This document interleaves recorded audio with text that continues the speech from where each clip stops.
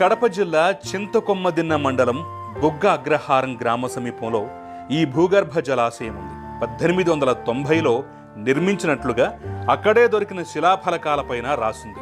British వారే దీన్ని నిర్మించినట్లుగా అక్కడి శిలాఫలకం సాక్ష్యం చెప్తోంది. ఆ జలాశయాన్ని తాగునీటి అవసరాల కోసం వాడుకునేవారని చరిత్రకారులు చెప్తున్నారు. ఈ జలాశయంలో నీటిని నిల్వ చేసుకుని అవసరమైనప్పుడు కాల్వల ద్వారా నీటిని కడపకు తీసుకువెళ్లేవారని చెప్తున్నారు.